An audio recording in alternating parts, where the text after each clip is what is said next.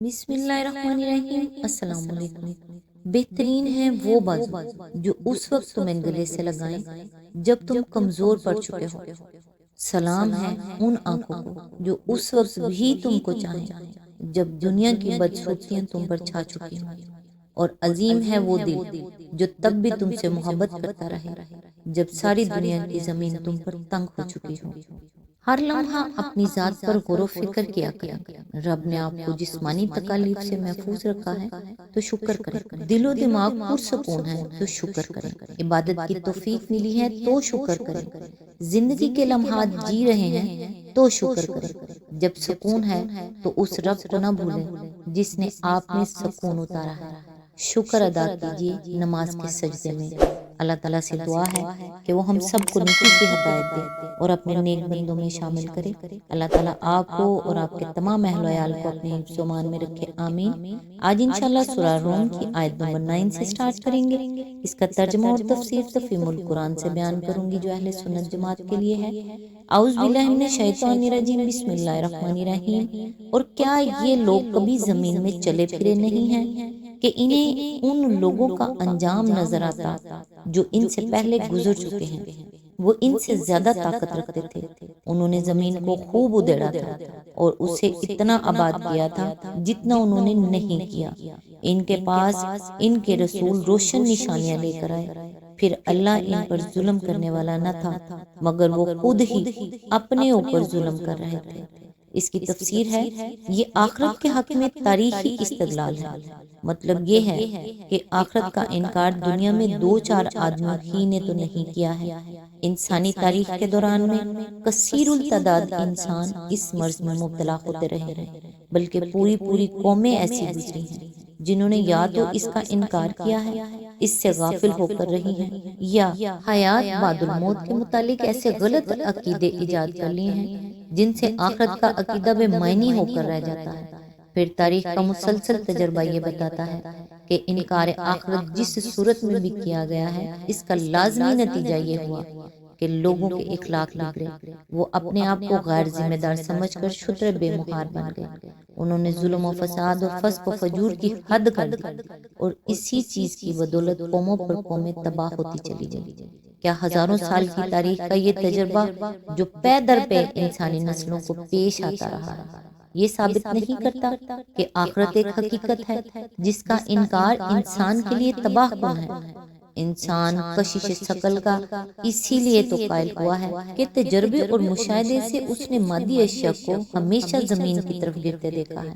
انسان نے زہر کو زہر اسی لیے تو مانا ہے کہ جس نے بھی زہر کھایا وہ ہلاک ہوا۔ اسی طرح جب آخرت کا انکار ہمیشہ انسان کے لیے اخلاقی بگاڑ کا موجب ثابت ہوا ہے تو کیا یہ تجربہ یہ سبق دینے کے لیے کافی نہیں ہے کہ آخرت ایک حقیقت ہے اور اس کو نظر انداز کر کے دنیا میں زندگی بسر کرنا غلط ہے؟ اصل میں لفظ آثار الارض استعمال ہوا ہے۔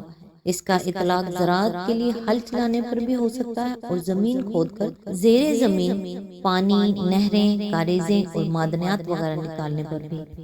اس میں ان لوگوں کے استدلال کا جواب موجود ہے جو محض مادی ترقی کو کسی قسم کے صالح ہونے کی علامت سمجھتے ہیں۔ وہ کہتے ہیں کہ جن لوگوں نے زمین کے ذرائع کو اتنے بڑے پیمانے پر استعمال یعنی ایکسپلائٹ کیا ہے، جنہوں نے دنیا میں عظیم الشان تعمیری کام کیے ہیں اور ایک شاندار تمدن کو جنم دیا ہے، بھلا یہ کیسے ممکن ہے کہ اللہ تعالیٰ ان کو جہنم کا ایندھن بنا دے؟ قرآن اس کا جواب یہ دیتا ہے کہ یہ تعمیری کام پہلے بھی بہت سی قوموں نے بڑے پیمانے پر کیے ہیں۔ پھر کیا تمہاری آنکھوں نے نہیں دیکھا کہ وہ قومیں اپنی تہذیب اور اپنے تمدن سمیت پیوند خاک ہوئیں اور ان کی تعمیر کا کثر فلک بوس زمین پر آ رہا؟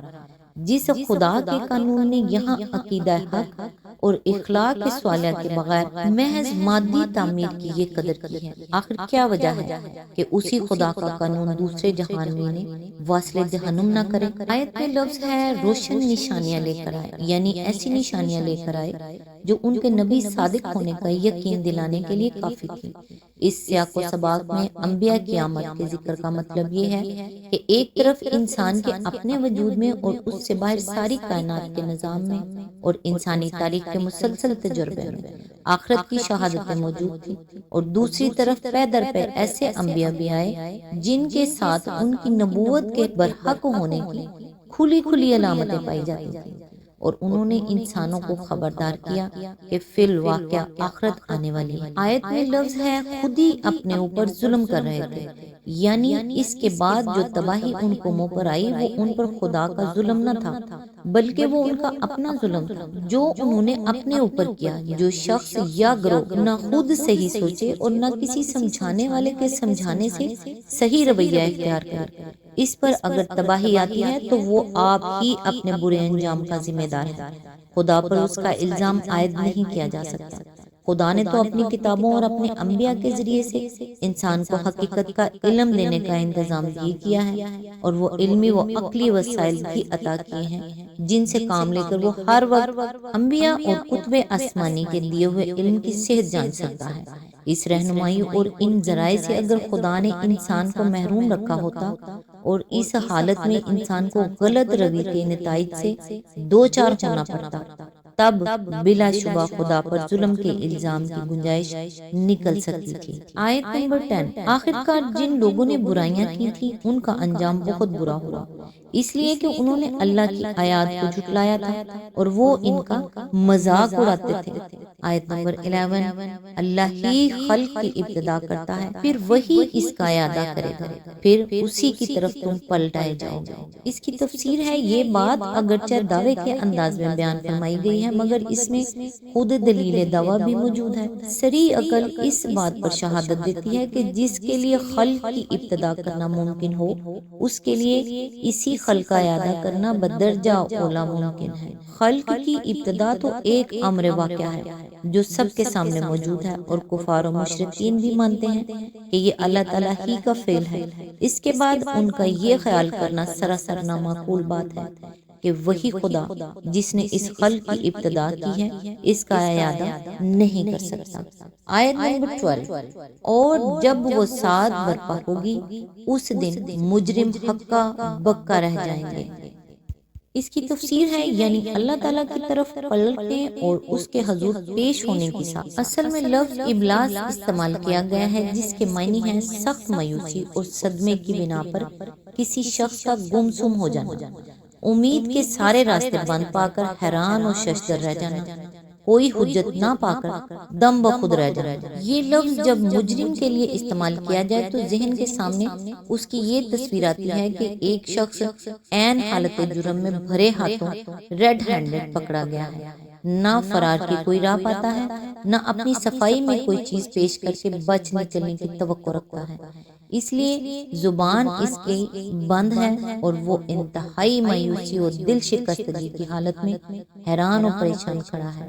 اس مقام پر یہ بات بھی سمجھ لینی چاہیے کہ یہاں مجرمین سے مراد صرف وہی لوگ نہیں ہیں جنہوں نے دنیا میں قتل، چوری، ڈاکے اور اسی طرح کے دوسرے جرائم کیے ہیں، بلکہ وہ سب لوگ مراد ہیں جنہوں نے خدا سے بغاوت کی ہے، اس کے رسولوں کی تعلیم و ہدایت کو قبول کرنے سے انکار کیا ہے، آخرت کی جواب دہی کے منکر یا اس سے بے فکر رہے ہیں، اور دنیا میں خدا کی بجائے دوسروں کی یا اپنے نفس کی بندگی کرتے رہے ہیں، خواہ اس بنیادی گمراہی کے ساتھ انہوں نے وہ افعال کیے ہوں یا نہ کیے ہوں جنہیں عرف عام میں جرائم کہا جاتا ہے۔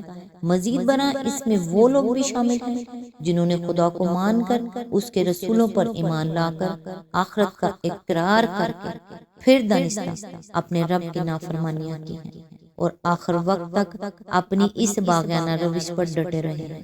یہ لوگ جب اپنی توقعات کے بالکل خلاف عالم آخرت میں یکا یک جی اٹھیں گے اور دیکھیں گے کہ یہاں تو واقعی وہ دوسری زندگی پیش آ گئی ہے جس کا انکار کر کے یا جسے نظر انداز کر کے وہ دنیا میں کام کرتے رہے تھے، تو ان کے حواس باختہ ہو جائیں گے اور وہ کیفیت ان پر طاری ہوگی جس کا نقشہ یبلس المجرمون کے الفاظ میں کھینچا گیا ہے۔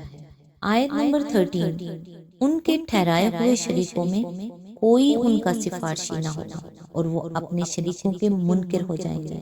اس کی تفسیر ہے، شرکا کا اطلاق 3 قسم کی ہستیوں پر ہوتا ہے۔ ایک ملائکہ، انبیاء، اولیاء اور شہداء و صالحین، جن کو مختلف زمانوں میں مشرکین نے خدائی صفات و اختیارات کا حامل قرار دے کر ان کے آگے مراسم عبودیت انجام دیے ہیں۔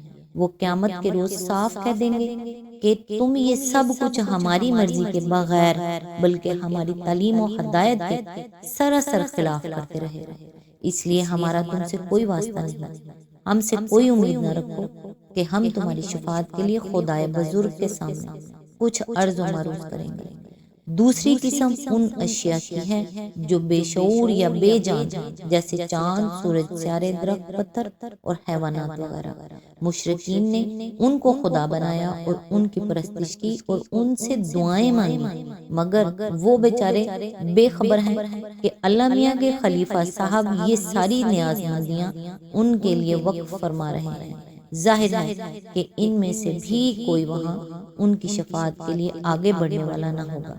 تیسری قسم ان اکابر مجرمین کی ہے جنہوں نے خود کوشش کر کے مکر و فریب سے کام لے کر جھوٹ کے جال پھیلا کر یا طاقت استعمال کر کے دنیا میں خدا کے بندوں سے اپنی بندگی کرائی، مثلا شیطان، جھوٹے مذہبی پیشوا اور ظالم و جابر حکمراں وغیرہ۔ یہ وہاں خود گرفتار ہوں گے۔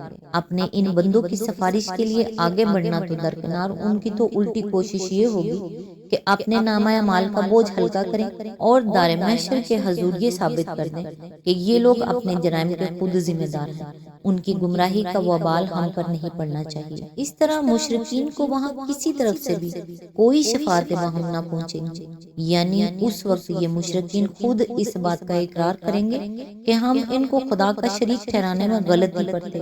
ان پر یہ حقیقت کھل جائے گی کہ فی الواقع ان میں سے کسی کا بھی خدائی میں کوئی حصہ نہیں ہے۔ اس لیے جس شرک پر آج وہ دنیا میں اصرار کر رہے ہیں، اسی کا وہ آخرت میں انکار کریں گے۔ آج تک کے لیے بس اتنا ہی، نیکسٹ انشاءاللہ آیت نمبر 14 سے سٹارٹ کریں گے۔ تب تک کے لیے دعاؤں میں یاد رکھیے گا۔ اللہ حافظ۔